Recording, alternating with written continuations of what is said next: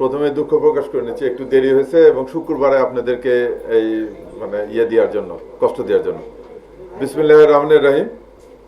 Print ও electronic মিডিয়ার সম্মানিত সাংবাদিক ভাই বোনেরা, আসসালামু আলাইকুম। রাজধানীর আদাবর থানা এলাকায় একটি হত্যাকাণ্ডের ঘটনায় জড়িত থাকার অভিযোগে 4 আসামিকে গ্রেপ্তার করেছে ঢাকা মহানগর গোয়েন্দা পুলিশ ডিবি এর তেজগাঁ বিভাগ। গ্রেপ্তারকৃত হল রিপন, নীরব, মজনু মিয়া ও মিজানুর রহমান। প্রিয় সাংবাদিকবৃন্দ, আপনারা অবগত আছেন যে বৃহস্পতিবার 2রা জুলাই রাত অনুমানিক 9:20 ময়মনসিংহ জেলায় ঈশ্বরগঞ্জ থানাধীন সাহেবনগর এলাকায় অভিযান পরিচালনা করে তাদেরকে গ্রেপ্তার করা হয়। ডিবি তেজগাঁ সূত্রে জানা যায় যে বুধবার 1 জুলাই রাত অনুমানিক 8:30 আদাবর থানাধীন নবোদয় হাউজিং 4 রাস্তার মোড়ে পূর্ব শত্রুতার বিরোধকে কেন্দ্র করে দুই পক্ষের মধ্যে সংঘর্ষের ঘটনা ঘটে। এ সময় দুর্বৃত্তদের ধারালো অস্ত্রের আঘাতে নবোদয় হাউজিং সোসাইটি ইউনিট বিএনপির সাধারণ সম্পাদক মোহাম্মদ আবুল বাশার ও সাদ্দাম হোসেন গুরুতর আহত হন। আহতদের প্রথমে শহীদ সোহরাওয়ার্দী মেডিকেল কলেজে হাসপাতালে নেওয়া হয়, পরে উন্নত চিকিৎসার জন্য ঢাকা মেডিকেল কলেজ হাসপাতালে স্থানান্তর করা হলে চিকিৎসাধীন অবস্থায় রাত আনুমানিক 11:30 দিকে আবুল বাশার মারা যান। আহত সাদ্দাম হোসেন বর্তমানে চিকিৎসাধীন রয়েছে। প্রিয় সাংবাদিকবৃন্দ, ডিবি তেজগাঁ বিভাগ সূত্রে আরও জানা যায় যে ঘটনার পর সিসিটিভি ফুটেজ বিশ্লেষণ, গোয়েন্দা তথ্য ও প্রযুক্তির সহায়তায় ডিবি তেজগাঁ বিভাগ আসামিদের অবস্থান শনাক্ত করে। পরবর্তীতে বৃহস্পতিবার 2রা জুলাই রাত অনুমানিক 9:20 সময় ময়মনসিংহ জেলার ঈশ্বরগঞ্জ থানাধীন সাহেবনগর এলাকায় অভিযান পরিচালনা করে তাদেরকে গ্রেপ্তার করা হয়।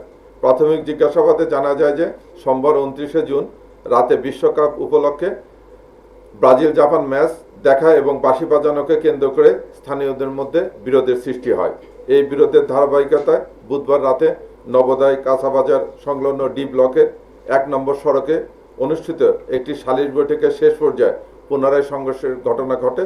এতে আবুল বাশার ও সাদ্দাম ধারালো অস্ত্র দ্বারা গুরুতর আহত হন।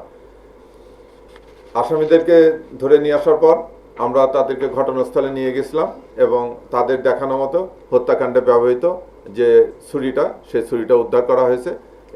এদের সঙ্গে আরও অন্যান্য আসামি জড়িত ছিল, তাদের গ্রেপ্তার এবং তাদের বিরুদ্ধে আইনগত ব্যবস্থা গ্রহণ প্রক্রিয়াধীন রয়েছে। ধন্যবাদ। আমি বলবো যে এটা আসলে সামাজিক অবক্ষয়। আমাদের যে টোটাল সমাজ ব্যবস্থা, এই সমাজ ব্যবস্থার একটা হয়েছে, প্রভাব এখানে পড়েছে। আমাদেরকে আসলে আরও পরিবার কেন্দ্রিক হতে হবে। আমাদেরকে যেটা বলতেছে যে আমাদেরকে সামাজিকতার ভিতর চলে আসতে হচ্ছে। আমাদের ভিতর যে সামাজিক বন্ধন, এটা আসলে খুব দুর্বল হয়ে যাচ্ছে। আমরা দেখেন যে আগে আমরা ছোটবেলা যেখানে ছিলাম, যে আমরা সব আত্মীয় স্বজন এক জায়গায় হলে আমরা চাচাতো মামাতো খালাতো ভাই বোনের সঙ্গে আমরা খেলাধুলা করতাম, গল্প গুজব করতাম। আমাদের পরীক্ষার পরে, বন্ধের পরে একটা উৎসব ছিল। কিন্তু এখন হয়ে গেছে কি, আপনি 4 জন কাজিনকে এক জায়গায় বসে দেন, 1 মিনিট কথা বলার পর 4 জন 4 রকম করে মোবাইল টিপতেছে। তারপর খেলার স্কোপও কমে গেছে। আপনি জানেন যে বর্তমান সরকার ব্যবস্থা নিয়েছে যে আমাদের স্কুল কলেজে মাঠ থাকতে হবে, এলাকায় এলাকায় যে খেলার মাঠগুলো, এই খেলার মাঠগুলো সচল করতে হবে। ওনারা উদ্যোগ নিয়েছেন ক্রীড়াটাকে আরও জোরদার করার জন্য। তা আমাদের এই খেলাধুলার মাধ্যমে অন্য সামাজিক কর্মকাণ্ডের মধ্যে আমাদের ভিতরে পারস্পরিক যে বন্ডেজ, পরস্পর যে আত্মার আত্মীয়তা, এটা বাড়াতে হবে। এটা না বাড়ালে, এই সমাজ অবক্ষয় রোধ না করা গেলে আমরা অধৈর্য হয়ে যাব। আমরা কারো প্রতি কারো মমতাবোধ থাকবে না। এই মমতাবোধ না থাকার পরে আমরা অসহিষ্ণু হয়ে যাব। ছোটখাটো ঘটনা থেকে আমরা এরকম ঘটনা ঘটবে। এটা আমাদের।